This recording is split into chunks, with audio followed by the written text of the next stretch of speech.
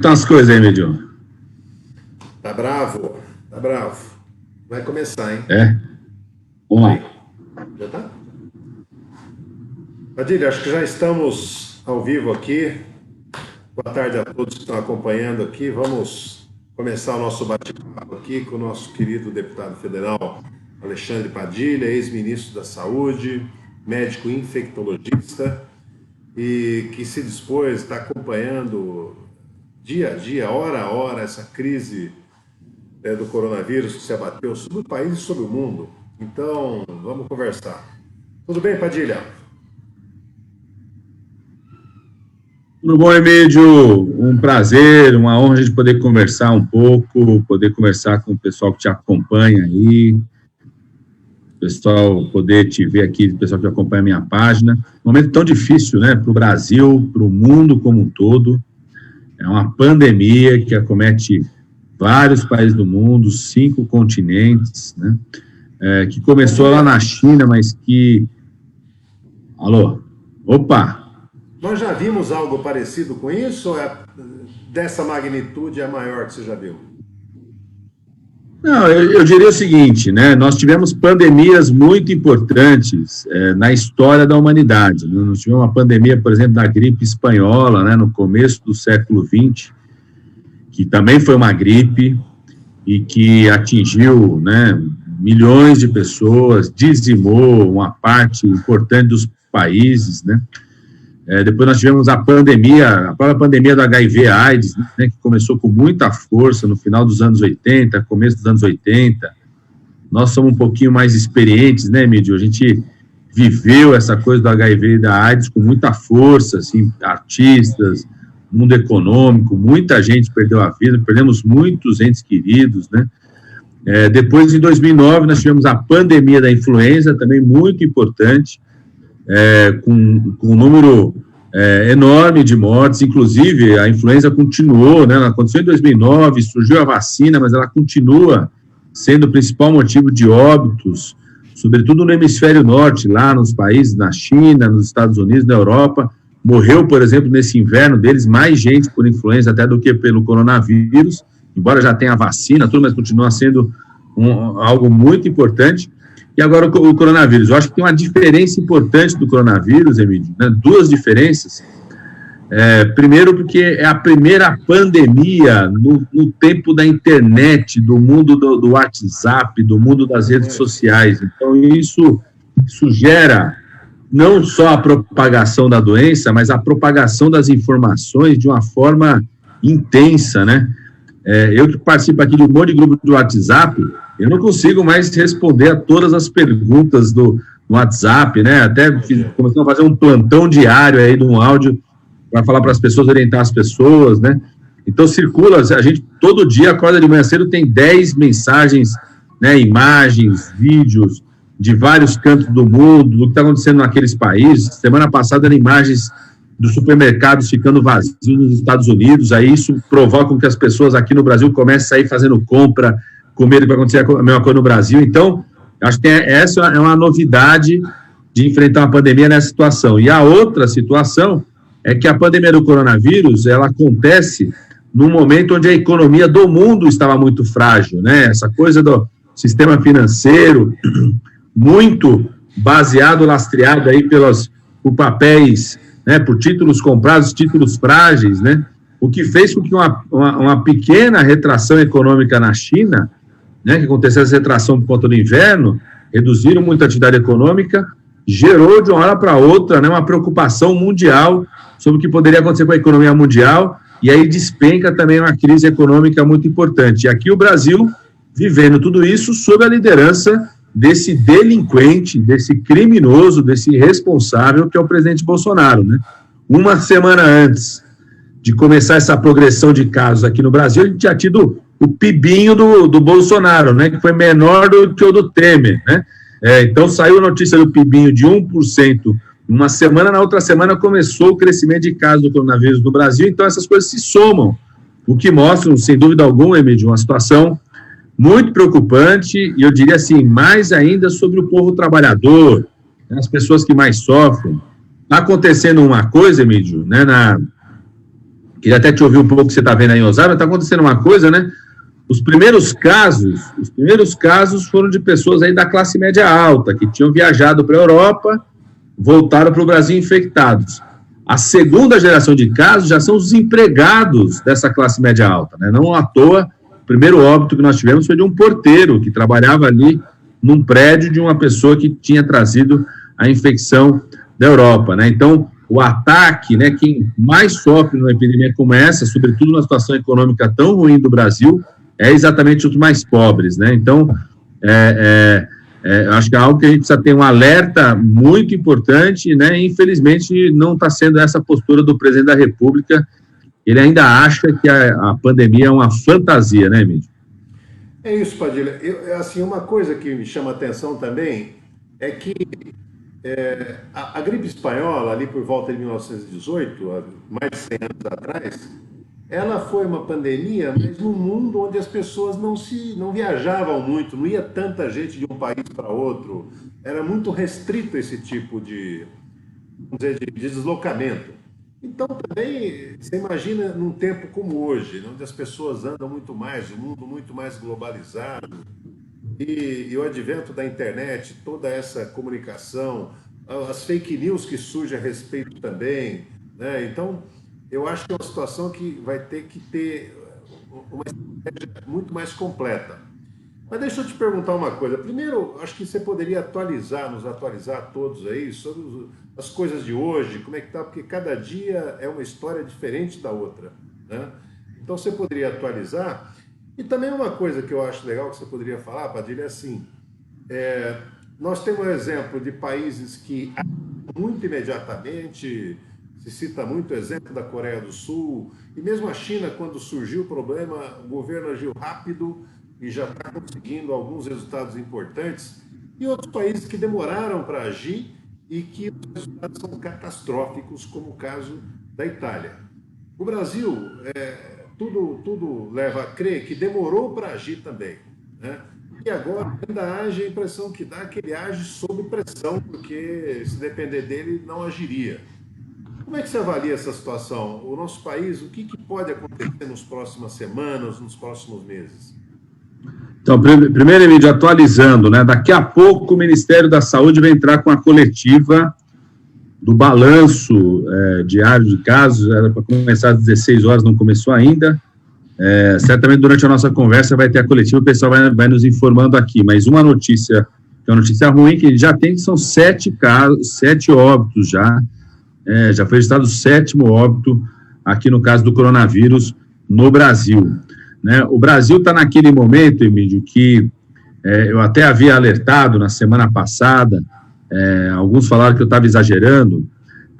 Você pega a Itália, o Irã e a Coreia do Sul, esses 3 países, a partir do caso 50 confirmado, do 50º caso confirmado nesse país, começaram a ter o que a gente chama da decuplicação, ou seja, a cada 7, 8 dias, aumentava 10 vezes o número de casos, né? Então, é mais ou menos o seguinte, assim, está com 50 na semana, vai chegar a 500 na outra, a 5 mil na outra, a 50 mil, a 500 mil. Se o Brasil não fizesse nada, esse era o dado a partir da semana passada, se o Brasil não tomasse nenhuma atitude, nós teríamos, no intervalo de um mês, sair de 50 para quase 600 mil casos no Brasil, né?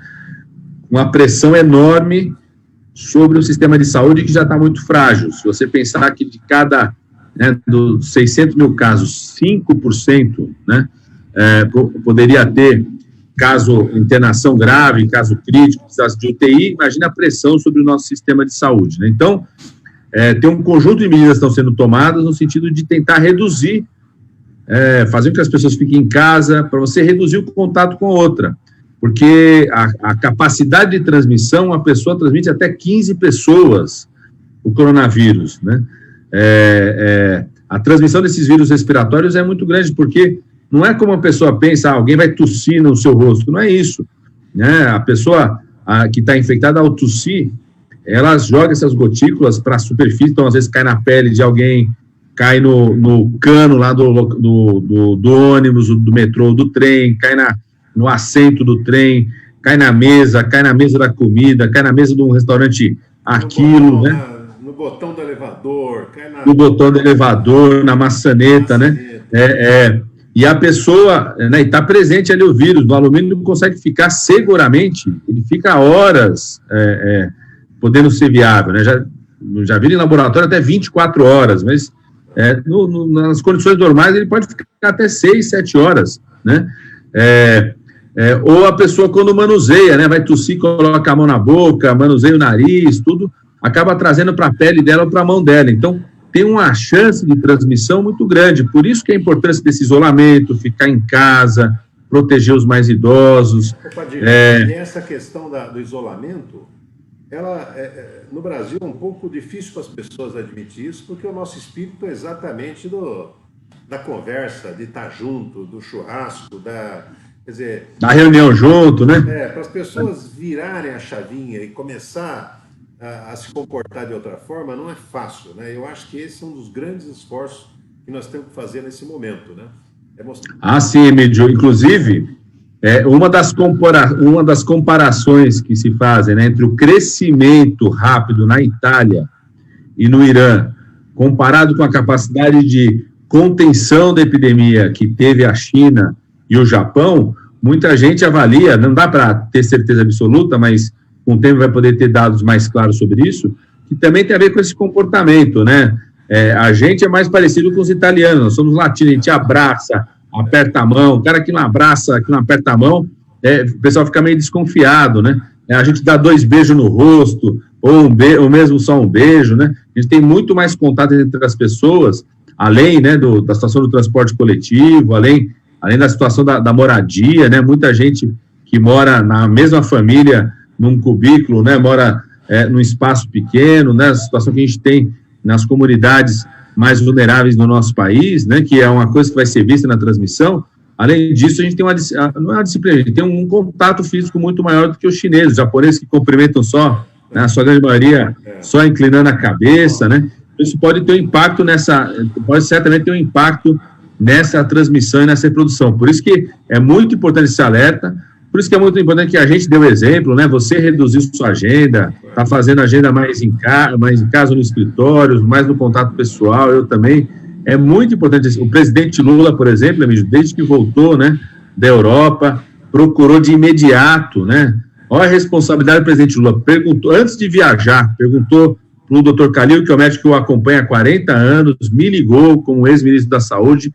Nós dois, tanto eu quanto o Calil, falamos, vamos conversar com o Davi Uip, que está coordenando as ações do Estado de São Paulo, onde o senhor vai chegar. Então, conversamos com eles antes dele voltar. No dia que ele chegou, ele fez questão, chegou, ligou de novo para a gente, que a gente pudesse avaliá-lo, ver se tinha sinal, sintoma, quais eram as orientações. Está seguindo todas as orientações médicas a partir daí. Então, a postura absolutamente diferente, né? Que tem que ser um exemplo para que a gente realmente reduza. Gente, Padilha, tem até perguntado, tem notado, mas o Lula não sabe nem se ele voltou da Europa ou não. A verdade é que ele voltou, mas ele está cumprindo aquilo que é recomendado, né? Que é não se expor, principalmente ele tendo vindo da Europa, né? Eu acho que é uma atitude muito, muito responsável dele e as pessoas não entendem. E quando a gente compara, né, a postura do atual delinquente que está ocupando, né, a presidência da República, lá o Bolsonaro, e a postura do presidente Lula, a gente percebe quem é o estadista de fato, né? A gente precisa dessa liderança, exemplo, cada um dá o exemplo, né? Reduzir os contatos por conta disso, porque a cada movimento de ampliação de contatos, né, você está expondo, não só está se expondo, risco de você se infectar e depois você infectar os mais próximos, né, sua família, seus pais, suas mães, seus filhos, né, como também, ao você provocar, né, uma pessoa, trazer, mobilizá-la, você está expondo essa pessoa, né? Você está fazendo com que ela tenha que sair de casa, pegar o transporte coletivo, circular. E a gente é muito importante, sobretudo nesse começo. Vamos lembrar, mal começou o outono no Brasil. Essa que é uma questão chave, viu, Emílio? Nem começou o outono no Brasil ainda. Nós já estamos tendo uma grande progressão de casos aqui na região metropolitana de São Paulo. Eu diria hoje que é, né, a região com maior progressão de casos. Nem começou o outono, mesmo com medidas muito fortes que a gente possa fazer, que estão sendo feitas, né, de suspender as aulas, agora vai fechar o comércio, fechar as lojas e reduzindo a saída das pessoas, a tendência é que essas medidas consigam controlar a progressão aí ao longo do mês de março, mês de abril, talvez até metade do mês de maio, mas depois a gente continue tendo um repique, porque a gente não está numa ilha. Então, o inverno vai começar só dia 21 de junho, né? Que aí, exatamente aí, no caso dos países...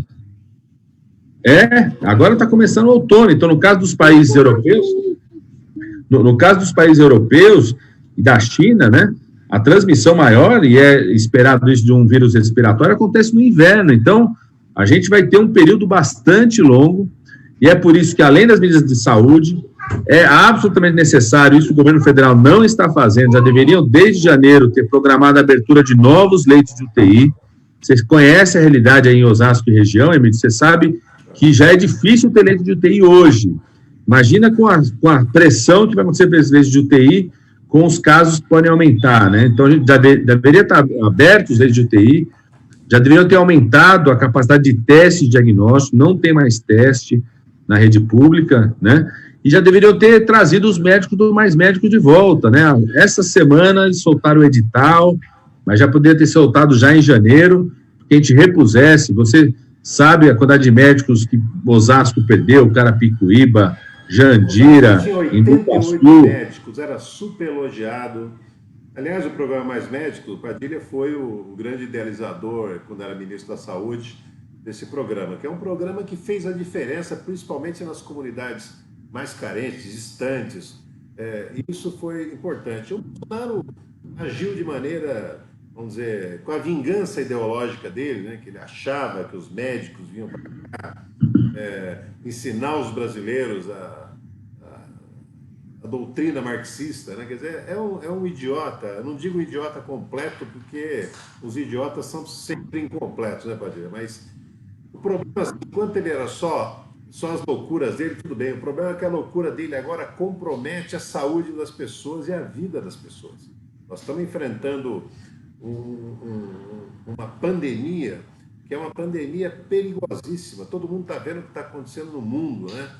A Itália morrendo em torno de 500 pessoas por dia, os hospitais tendo que escolher quem vai atender.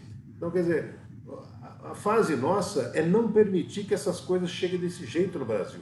Mas isso depende de atitude de governo, atitude, sabe, da sociedade. Hoje, a impressão que eu tenho, Padilha, é que a sociedade, as pessoas estão começando a ter atitudes muito mais responsáveis do que o governo, né? Então, ficando o máximo que pode, estão evitando contatos, sabe, idosos em casa, muitas vezes sem receber a visita de ninguém, o que é muito triste, é ruim, mas deixa eu te falar, está começando a chegar algumas perguntas aqui, Padilha. Vamos responder. Mas assim, ó, por exemplo, uma pessoa pergunta aqui, mais ou menos quando passa o surto? Nós temos que trabalhar, Emílio, com a possibilidade do coronavírus, dessa pandemia, estar no Brasil ao longo de todo o outono e inverno, né? Eu aposto, nós temos que trabalhar com isso, de um controle a partir do final do inverno. Hoje, nós temos duas notícias, uma boa e uma ruim, no mundo. Uma boa da China: acabou a transmissão, não foram notificados mais casos novos na China, né? Então, há quase uma semana não surgem novos casos na China, o que mostra que está tendo um controle da pandemia na China, porque está acabando o inverno deles. Uma notícia ruim: hoje, pelo número de mortes na Itália, já morreu mais pessoas na Itália do que morreu na China. A gente considera o tamanho da população da Itália, que é mais ou menos 60 milhões de habitantes, o tamanho da população chinesa, a gente tem uma noção da gravidade ainda maior que foi a pandemia na Itália. Então, eu acho que no Brasil a gente precisa estar preparado, não só em relação ao coronavírus, mas em relação às outras doenças respiratórias, né? A própria influenza, que tem a vacinação a partir do dia 23, mas que continua matando muita gente no mundo inteiro, e aqui todo inverno, né? O aumento da população vulnerável, né? Aumentou a população em situação de rua, aumentou o número de idosos que estão sem o benefício do INSS, por causa da fila do INSS, aumentou o número de crianças que não têm o Bolsa Família, né? aumentou o número de pessoas que não conseguiram ter mais acesso ao medicamento. Você, quando foi prefeita de Osasco, montou um serviço excelente de oferta de medicamento, Emílio, medicamento para hipertensão, para diabetes. Isso tudo foi desmontado. Então, as pessoas estão em dificuldade. A última obra que eu entreguei em Osasco, no final de 2012, com a tua presença como ministro da Saúde, foi uma UPA, lá na Vila Menck. Sim. Agora é um dos locais que, vamos dizer, começam a atender as pessoas, com todas as dificuldades, mas e mostra a importância. Outra pergunta que tem aqui, Padilha, é o seguinte: animais podem ser infectados? Essa é a pergunta da Ariadne. Essa pergunta é muito boa, Emílio, e muita gente perguntando isso, os idosos, né? Porque os idosos estão sozinhos, não estão com os netinhos, as netinhas, sobrou só o cachorrinho de estimação, o gato. Por que as pessoas fazem essa pergunta? Porque o coronavírus é um grupo de vírus que está presente nos animais. Então, tem coronavírus de cachorro, de gato, de baleia, de vários animais. Inclusive, a principal hipótese para o surgimento desse coronavírus 19 no ser humano foi exatamente a alimentação com algum desses animais, alimentação com animal ou cru ou pouco cozido, contato com esses animais, teria sido a causa da entrada do coronavírus no ser humano lá na China, e aí o desenvolvimento de uma doença no ser humano. Então, por isso que muita gente pergunta, pode voltar para os animais? Não tem como voltar para os animais. Então, você que está, né, se tiver sinais ou sintomas de gripe, resfriado, né, está com dor de garganta, está com tosse, está preocupado que você possa estar com coronavírus, é muito importante você começar a usar máscara, né, tomar o cuidado para ver se tem sinal de gravidade. Se não tiver sinal de gravidade, pode ficar em casa. Se tiver algum sinal de gravidade, tem que procurar a UPA, tem que procurar o pronto-socorro, tem que procurar o hospital, mas não existe nenhum risco de você passar para o seu animal de estimação, para o cachorro, para o gato, o animal que você tem em casa, não tem risco de transmitir, não precisa se afastar do animal, não. Então, quem tá sozinho, em quarentena em casa, os mais idosos podem tranquilamente botar o gato no colo, cuidar do cachorro, que não tem problema nenhum, né? É isso mesmo. E também em relação aos netos e às netas, né? Porque vô e vó, você sabe bem, né, Emílio? Quer ficar perto do neto e da neta o tempo todo, né? Vamos lembrar que a gente vai ter um outono e inverno, trabalhar com a ideia de que vai ser prolongado, né? Essa situação vai ser prolongada. Então, também a gente não precisa ser uma restrição absoluta, né? O que eu tenho recomendado? O vovô e a vovó querem encontrar o neto e a netinha, tenta fazer um encontro fora de casa, durante o dia. O vírus não gosta do sol, eu odeio o sol, né, diante do sol ele não consegue sobreviver por muito tempo, né? Então, aquela coisa do vovô e da vovó tentar ir passear com o neto, com a neta na praça, na rua, pertinho de casa, né? Se for encontrar em casa, ensinar o neto e a netinha a lavar a mão, né? A criança também ensina o vô e a avó a lavar a mão, reforçar os cuidados. A maior preocupação, de fato, é uma criança ou mesmo um adulto levar a infecção para os idosos, que são os casos mais graves e risco de óbito é maior entre os idosos mesmo. Então, a gente reforçar a precaução. Essa ideia de que os avós, não precisa ser toda hora, como era, a frequência que era, mas com toda a precaução podem encontrar, né? Isso é bacana porque nós podemos levar meses, 5, 6 meses, não sabemos direito. E isso é um tempo longo, né? Para uma pessoa acabar adoecendo por outras razões, né? Então, acho que é bacana isso aí. A gente precisa, com o tempo, acho que é uma hora de restrição. Nos próximos meses vão avaliando cada passo, né, Padre? Eu acho que é isso. E os idosos podem mudar um pouco os hábitos, né? Por exemplo, o idoso gosta de ir na igreja. Tenta ir na igreja menor, né? Vai num horário onde a igreja está mais vazia. Tenta fazer a oração em casa, né? Acompanha pela TV, né? Nesse momento não precisa largar a fé, né? Pode continuar exercendo a sua fé, mas tenta fazer de um jeito que tenha menos contato com as pessoas, né? Escolher um lugar onde tenha menos contato, né? A gente também, lembrando disso, Emílio, serão provavelmente 6 meses de cuidados. Você não pode entrar numa situação de ficar 6 meses sem fazer nenhuma atividade, senão vai começar a ter depressão, vai começar a ter dificuldade de manter os seus medicamentos, né? Vai começar a ter outros problemas que podem levar, inclusive, a doenças mais graves. É isso. Padilha, mudando um pouco, eu queria estabelecer o foco nas cidades e nas medidas que estão sendo tomadas, né? Quase todas as cidades, vou pegar o caso de Osasco, também já o prefeito determinou o fechamento das escolas, que é uma medida correta, né? O comércio em Osasco ainda não foi fechado, né? Ele vem fazendo também esclarecimentos, eu acho importante. Eu acho que não é hora de disputa política. A hora agora é a gente agir com responsabilidade, sabe? A disputa política tem a hora dela, mas nesse momento nós temos que agir coletivamente. Quer dizer, o Brasil se unir, as pessoas se unirem, nós vamos ter mais condição de vencer o vírus e de reduzir os efeitos dessa pandemia. O que eu queria te falar, assim, muitas cidades, nós temos um problema assim. As cidades suspendem as aulas, mas boa parte das crianças depende da merenda escolar. Para alguns casos, é a única refeição do dia. E para outros tantos, é a melhor refeição do dia. Então, ela tem uma importância na vida das pessoas mais pobres no país hoje. Ocorre que as cidades, por exemplo, aqui em Osasco, a merenda continua, mas as crianças têm que comer na escola.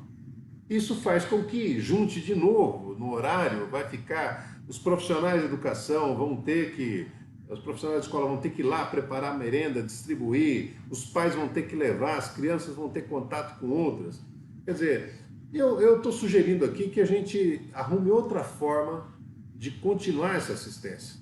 Por exemplo, como algumas cidades têm feito, eu vi que o caso do GDF em Brasília tem feito, que é acreditar o valor que seria da merenda, acreditar num cartão para que as pessoas façam isso, né?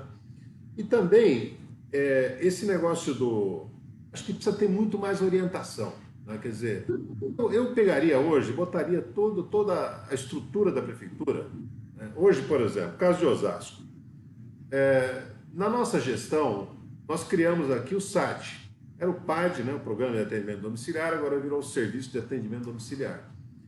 E são as equipes que atendem as pessoas doentes em casa. Eu acho que numa situação como essa, não sei você como médico como vê, mas deveria ampliar as equipes do SAD para evitar que as pessoas venham até os prontos-socorros, as UPAs, as UBSs, os hospitais, né, e evite mais contato com outras pessoas. Eu acho que essa era uma medida que poderia se tomar. O que você acha, Padilha? Emílio, fundamental, eu concordo plenamente. Inclusive, ontem, na Câmara dos Deputados, nós aprovamos uma mudança, né? Não é uma mudança, mas uma caracterização da Lei de Responsabilidade Fiscal, que é o artigo 65, que, com essa mudança que nós aprovamos ontem, né, um decreto do Estado que nós estamos vivendo, autoriza estados, municípios e mesmo a União a não precisar ficar restrito naquele limite prudencial de contratação. Então, a prefeitura não tem mais argumento de falar que não pode chamar o concurso, não pode fazer concurso ou contratar pessoas, porque estourar a lei de responsabilidade poderia, né? Então, nós aprovamos ontem, precisa de um decreto, a gente cobrou que o Bolsonaro mandasse esse decreto, chegou ontem na Câmara, foi aprovado ontem, deve ser aprovado no Senado já na próxima semana, que vai autorizar União, Estados e municípios a não ter que cumprir aquele teto da lei da lei de responsabilidade fiscal, vai poder contratar mais pessoas.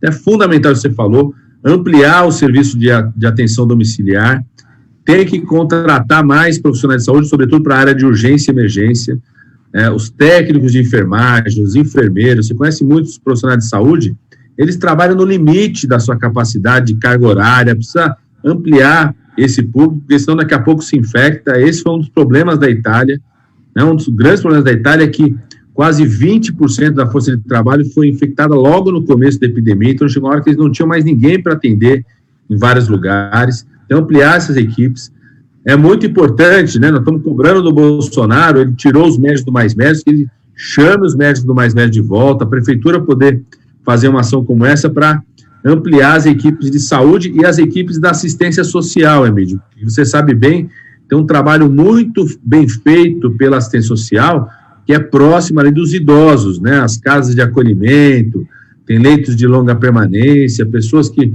vivem em albergues, né? Esse trabalho é fundamental num momento como esse, numa pandemia como essa, né? Uma outra coisa é muito importante essa sua ideia das escolas, né? Em Brasília foi feito isso, tem algumas prefeituras que estão tomando essa atitude já, de garantir para as famílias uma espécie de renda, né? Um cartão, que as pessoas vão ficar em casa com suas crianças para garantir essa alimentação. É uma ação bem importante. Uma terceira, no transporte coletivo, as empresas de ônibus ganham muito dinheiro com o transporte coletivo, então está na hora delas fazerem uma ação específica. Então, as empresas colocarem receptores, Vicidade já acontecendo isso, né? Foi feito um acordo com as empresas, estão colocando receptores de álcool gel dentro do ônibus, mudar a forma da lavagem do ônibus, né? Uma lavagem mais segura, exatamente no cano ali, no cano de transporte do suporte onde as pessoas pegam, nos assentos, né? Colocar mais linhas, né? Mais ônibus nas linhas de transporte agora para você reduzir um limite de quantas pessoas poderiam entrar no carro, né? Tem algumas cidades que estão estabelecendo isso, né? Tanto no transporte coletivo, um certo limite de pessoas que podem entrar. Para isso é importante ter mais ônibus circulando, então aumentar essa circulação dos ônibus nesse momento, né? População de rua, eu me lembro, quando eu estava como secretário do Haddad aqui na cidade de São Paulo, Emílio, em 2016, no Brasil estava tendo um crescimento muito grande de mortes por influenza. Tanto é que foi o ano, 2016, junto com 2009, que era o ano da pandemia, da influenza, foram os 2 anos que mais morreram pessoas por influenza no Brasil. Então, a gente fez uma ação muito rápida, quando começou o inverno aqui na cidade de São Paulo, que foram verdadeiras tendas, assim, tinham proteção para o vento à noite, transitórias, porque às vezes a pessoa que vive em situação de rua, ela não quer ir para um albergue, não quer ir para um leito de longa permanência, mas para você garantir que as pessoas tivessem um lugar para dormir durante a noite, aí você colocava profissionais de saúde cuidando dessas pessoas, se tinha alguém grave a gente já tirava e levava para internação. Isso despencou o número de óbitos por pessoas em situação de rua na cidade de São Paulo naquele momento. Essa é uma ação muito importante que pode ser feita e tem que ser feita. Tem uma outra ação que as prefeituras já deveriam estar fazendo, que é em relação ao atestado dos trabalhadores. Muita gente está indo na unidade de saúde só para pegar um atestado, vai ficar afastado, precisa do atestado para comprovar a data, né? Eu, inclusive, lá no Congresso Nacional, ontem a gente aprovou na comissão do coronavírus, deve votar no plenário na semana que vem, um projeto de lei para facilitar isso. A pessoa que entrou, começou a ter sinais e sintomas, tem que ficar em casa porque está em quarentena, ela por 7 dias não ser obrigada a apresentar um atestado. Por 7 dias ela não vai ter dispensa, não vai ter corte de ponto, não vai ter nenhum questionamento. A partir do 8º dia, ela procurar uma unidade de saúde, que essa unidade de saúde não precisa ser o médico, essa própria unidade de saúde pode fazer um documento se ela precisa de mais dias para ficar afastada do trabalho. Então, essa medida que a prefeitura pode fazer, as unidades básicas de saúde podem facilitar o acesso ao atestado para os trabalhadores e para as trabalhadoras. E uma ação que o Brasil vai ter que fazer, nós estamos cobrando isso do governo Bolsonaro, a presidenta Gleice do PT apresentou já o projeto em nome da bancada do PT, é uma espécie de seguro-desemprego, Emílio, porque tem muita gente, por exemplo, trabalhador de aplicativo, ele não tem uma renda garantida, ele depende da capacidade dele de ir lá dirigir, quantas horas ele pode dirigir, quantas horas ele pode fazer uma entrega. Esse pessoal, por conta do isolamento, da quarentena, despencou a renda deles, não estão podendo... No caso da então você tem que ter uma espécie diarista, né? As que são diaristas, né? Que vivem, não tem um vínculo profissional direto, né? E que muita gente vai dispensar, né? Que é lamentável, mas as pessoas ficarão sem renda. Você pega o caso, por exemplo, do comércio, Padilha, uma cidade muito comercial, é comum as pessoas terem um salário fixo pequeno e ganhar, o restante é ganho por comissão, né? É como os garçons, né? Tem um salário pequeno, tem lugares onde nem tem salário, as pessoas vivem ali da gorjeta e formam o salário dele através daquilo. Então nós vamos ter um impacto violento nisso. Mesmo atividades informais, né, como o comércio ambulante, né, como os entregadores de comida. O entregador de comida talvez tenha função mais até agora, né? Eu acho essa medida importante. Você estava falando do influenza. Você sabe que em 2009 eu estava na prefeitura quando surgiu, Osasco foi o primeiro caso de influenza no país. né? E nós montamos uma estrutura aqui para, vamos dizer, para orientar. Eu lembro da questão de lavar as mãos, na época era uma coisa muito importante. E eu me lembro que nós fizemos um acordo com o Exército, que tem uma presença grande em Osasco, montamos tendas do Exército no calçadão do Antônio Agu, com torneiras para ensinar as pessoas, para treinar, para orientação social também, sabe? Era um trabalho importante. Me preocupa hoje, Padilha, assim, nas grandes cidades, eu queria te ouvir sobre isso, nas grandes cidades, vamos pegar o caso de Osasco. Você tem um problema habitacional das favelas, você tem habitações de subhabitações, né? Pessoas que às vezes num cômodo ou em 2 cômodos, o barraco, moram 6 ou 8 pessoas, né? Às vezes até mais. Quer dizer, como fazer isolamento? Na hora das pessoas se isolarem aí, nós vamos ter uma dificuldade. Então, há uma discussão toda de que quando o vírus chegar nessas populações, nós teremos uma disseminação, os riscos também serão maiores. Eu acho que as prefeituras deveriam atuar também agora com muita orientação social.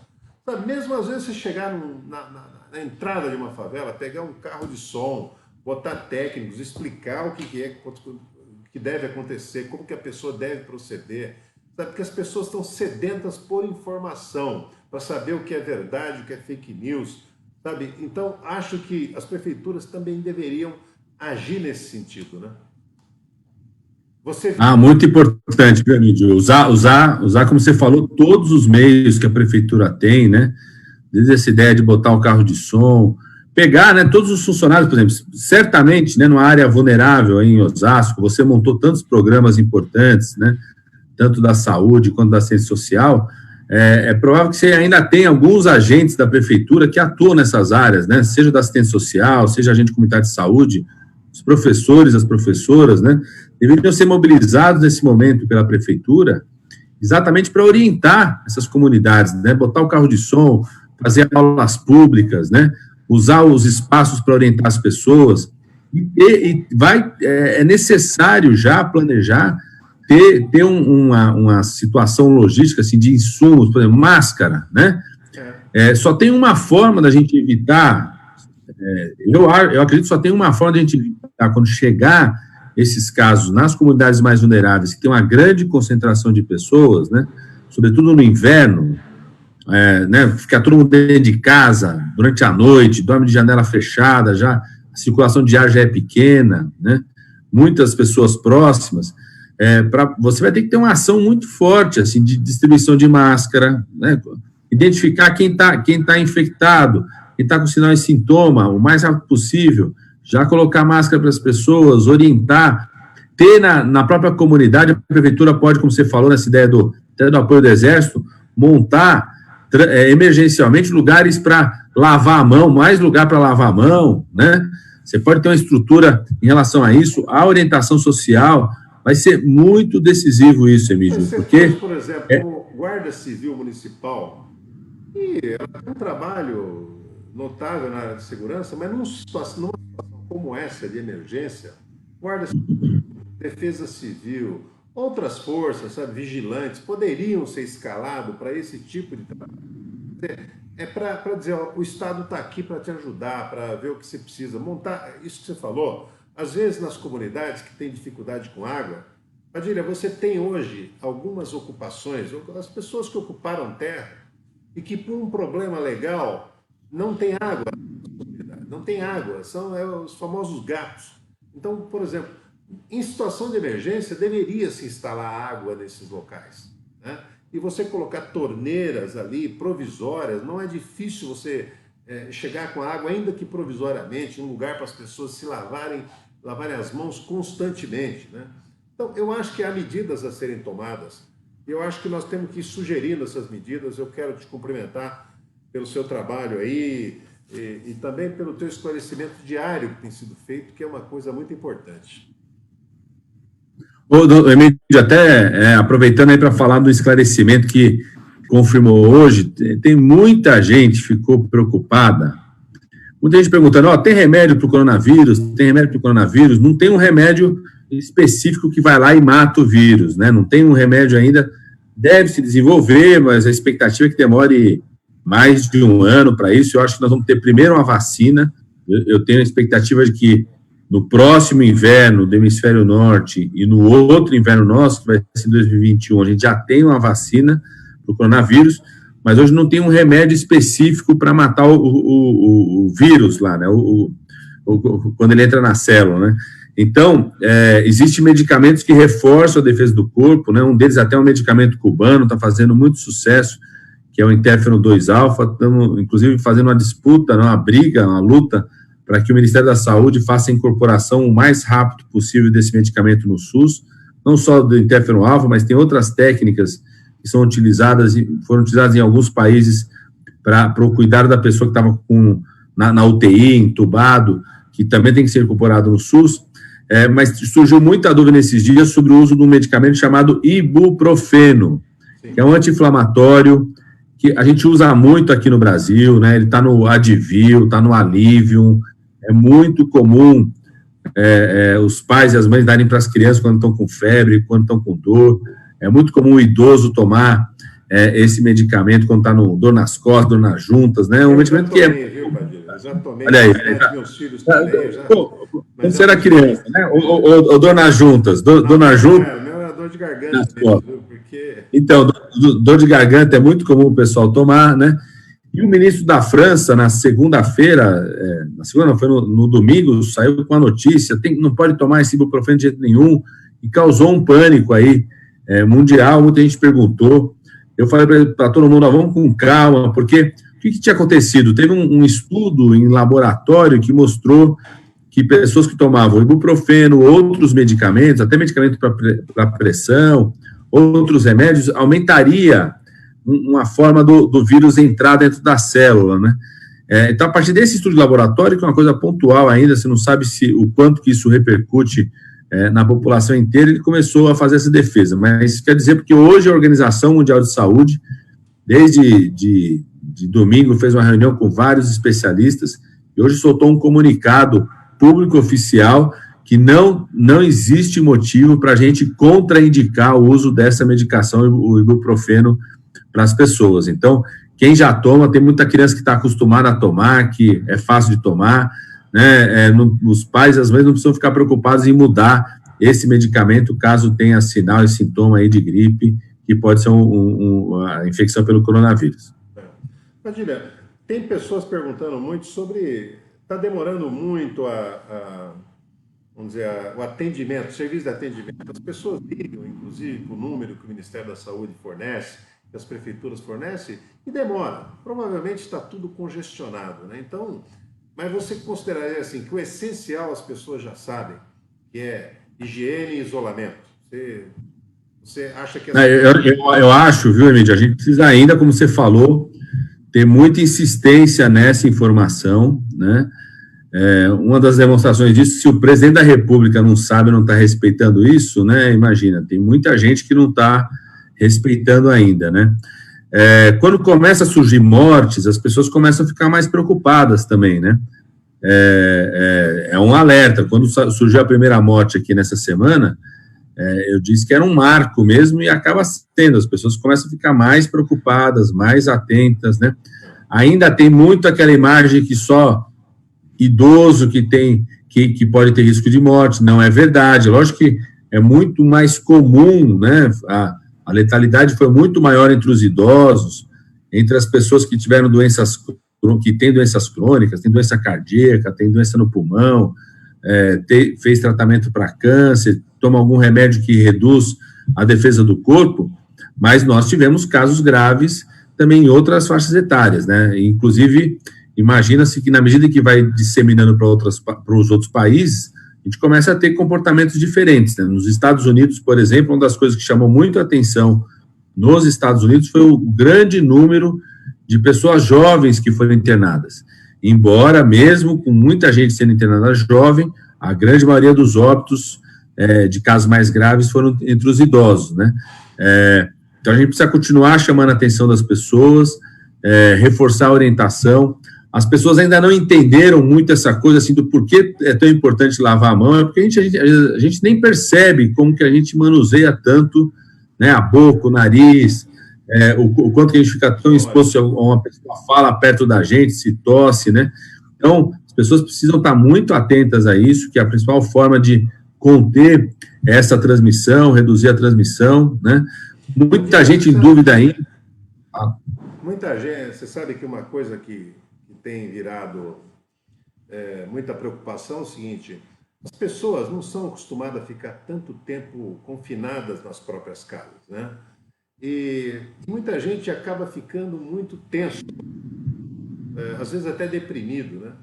Quer dizer, o que você acha? Mas, na verdade, sim, penso que as pessoas deveriam aproveitar esse momento, sabe? Fazer do limão uma limonada.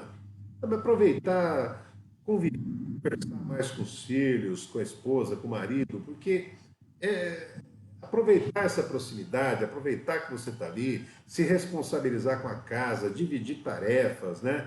Entender, combinar como é que vai ser o funcionamento da casa nesse período, né?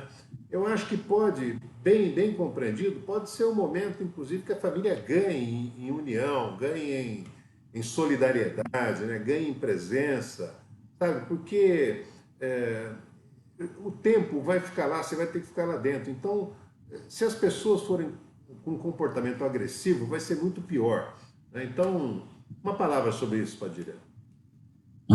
Isso é decisivo, né, Emílio? Primeiro, né, quero retomar, não é uma coisa que vai acabar em uma semana e 15 dias, nós temos que estar trabalhando com a perspectiva de que isso aconteça no outono e no nosso inverno, né? Vamos torcer para que o controle seja o mais rápido possível, que tenha uma grande coordenação das medidas, que o Bolsonaro pare de atrapalhar, né? Vamos torcer para que tudo isso aconteça.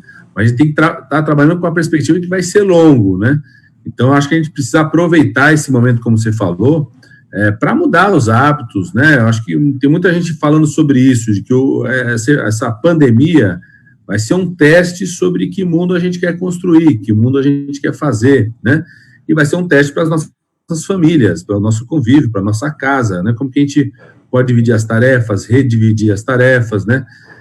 Muitas vezes a gente está acostumado a ter que sair para fazer determinada tarefa, como que a gente se reorganiza, aproveitar como a gente está aproveitando aqui as tecnologias, né, para fazer coisas que você possa fazer à distância, conversar com as pessoas, interagir, né, e ao mesmo tempo, principalmente durante o dia, né, não transformar isso também numa prisão permanente. Então, é possível você sair de casa, próximo de casa, ficar com seu filho, com a sua filha na rua, reduzindo o contato, né?